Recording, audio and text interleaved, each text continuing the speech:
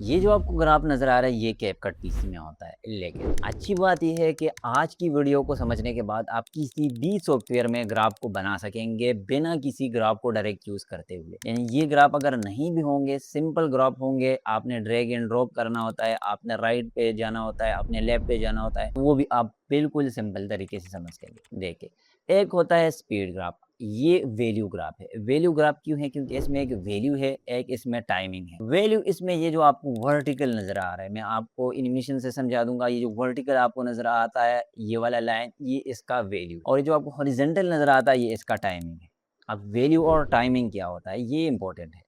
यहाँ पे मैंने एक एनिमेशन बनाया। एनिमेशन क्या बनाया कि एक डॉक्टर का आइकन मैंने लिया हुआ है और उसपे सिंपल यहाँ पे मैंने स्केल को 0 किया हुआ है। ये जितने भी प्रॉपर्टीज़ है इसमें आप कोई भी की फ्रेमिंग करेंगे, कोई भी चेंजेस करेंगे, उसपे की फ्रेम लगाएँगे तो आपने वैल्यू में चेंज कर दिया, तो यही वैल्यू होती है। तो मैंने स्केल को चेंज किया है तो मैंने वैल्यू इसकी चेंज की है, स्केल की वैल्यू। पोज़ीशन में चेंज करूँगा तो पोज़ीशन की वैल्यू, रोटेशन में चेंज करूँगा तो रोटेशन की वैल्यू, कलर में मैं कुछ चेंजेस करूँगा तो उसकी मैंने वैल्यू ऊपर-नीचे कर दी। तो ये उसकी वैल्यू है और यहाँ तक मैंने इसको एनिमेट किया है। तो ये इसका टाइमिंग हो गया, यहाँ पे आप 1 सेकंड देख सकते हैं। मैं अगर 3 सेकंड तक इसको पकड़ के लेके जाऊँ तो अब टाइमिंग हमारा 3 सेकंड। अब मैं अगर इसको पकड़ के वापस यहाँ पे 2 सेकंड पे लेके आ जाऊँ तो अब टाइमिंग हमारा 2 सेकंड है।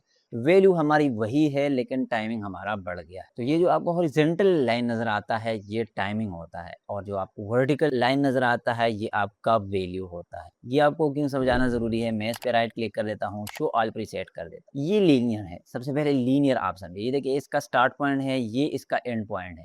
ये बिल्कुल यहाँ से सीधा स्टार्ट होता है और सीधा चला जाता है। वैल्यू भी इसकी बढ़ रही है और टाइमिंग भी इसका चल रहा है, सेम पोज़ीशन है, सेम स्पीड है, लेकिन यहाँ पे ईज़ इन है, तो अगर आप देखें तो ये बिल्कुल ऐसे नीचे की तरफ आ चुका है। मतलब टाइम गुज़र रहा है लेकिन वैल्यू यहाँ पे नहीं बढ़ रही। वैल्यू क्यों नहीं बढ़ रही? अभी आप लोगों को समझ आ जाएगा कि वैल्यू किस तरह से नहीं बढ़ रही। देखिए क्यूबिक आउट आप समझिए, मोस्ट यूज़ होता है क्यूबिक आउट, क्यों? क्योंकि स्टार्ट में हमें कोई फ़र्क नहीं पड़ता कि अगर एक चीज़ जल्दी आ जाती है, लेकिन लास्ट में हमें फ़ोकस चाहिए होता है, अटेंशन चाहिए होता है व्यूअर का, तो हम क्यूबिक आउट यूज़ करते हैं। क्यूबिक आउट में आप चेक करें कि स्टार्ट में ये बिल्कुल सीधा चला गया, मतलब कि वैल्यू अगर मैंने इसको 0 से 100 तक एनिमेट किया है, तो ऑलमोस्ट ये 80 तक बिल्कुल स्पीड में चला जाएगा। टाइम तो यहाँ पे कम गुज़र रहा है, यहाँ पे आप चेक करें कि 1 सेकंड में आप कुछ फ्रेम्स होंगे, जैसे कि 1 सेकंड में मैंने अगर 30 फ्रेम का ये बनाया है सीक्वेंस, तो यहाँ पे ये जो आपका टाइम गुज़र रहा है, यहाँ पे अब जस्ट 15 फ्रेम गुज़रे हैं, लेकिन वैल्यू आपकी बहुत ज़्यादा बढ़ गई है और अब यहाँ पे आते-आते ये बिल्कुल इस लाइन पे चला गया है, यानी हॉरिज़ॉन्टल लाइन पे चला गया है। अब इसकी वैल्यू तो नहीं बढ़ रही लेकिन टाइम गुज़र रहा है, तो वैल्यू जब नहीं बढ़ेगी तो मतलब कि ये आराम से ज़ूम होगा।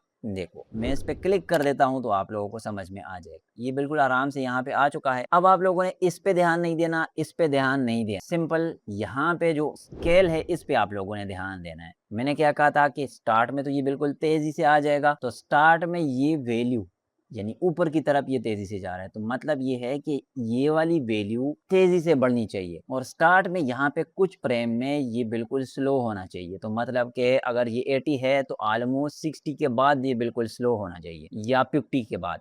मैं इसको प्ले करूँगा तो इस लाइन को आप लोगों ने देखना है और इस वैल्यू को आप लोगों ने देखना है कि ये किस तरह से बढ़ रहा है। बल्कि इस वैल्यू को आप देखेंगे तो आपको समझ में आ जाएगा।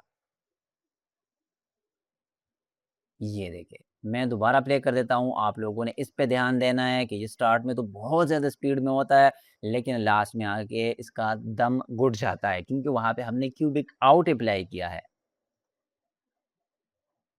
ये बहुत ही ज़्यादा सिंपल है जब आप वैल्यू समझते हैं, टाइमिंग समझते हैं। अगर टाइमिंग हम बढ़ाते हैं तो ये वैल्यू फिर उतनी ज़्यादा तेज़ी से नहीं जाएगी। स्टार्ट में थोड़ी-सी तेज़ी से जाएगी और फिर यहाँ पे और ज़्यादा स्लो होगी क्योंकि यहाँ पे टाइमिंग हमने बढ़ा दिया। टाइमिंग हम कम करेंगे तो ये स्टार्ट में बहुत ज़्यादा तेज़ होगी क्योंकि इसने अपनी वैल्यू तो कंप्लीट करनी है, चाहे वो कम टाइम हो या ज़्यादा टाइम हो, वैल्यू हमने जो देनी है इसने वो कंप्लीट करनी है। और किस तरीके से कंप्लीट करनी है, सिंपल एग्ज़ाम्पल आप ये देखें कि आपने अपने घर से स्कूल तक जाना है।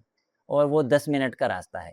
तो आप अगर पैदल जाते हैं, एक ही स्पीड में जाते हैं, तो आप तब भी 10 मिनट में पहुँचते हैं।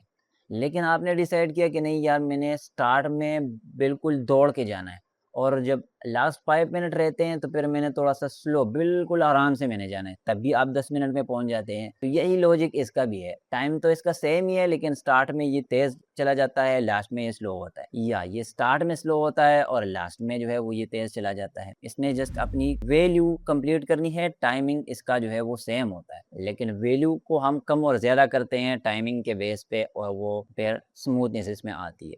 बाकी उम्मीद करते हैं कि आपको वीडियो पसंद आ गई होगी। अभी भी आपको समझ नहीं आया तो आप कमेंट सेक्शन में पूछ सकते हैं। मिलते हैं नेक्स्ट वीडियो में। अल्लाह हाफ़िज़।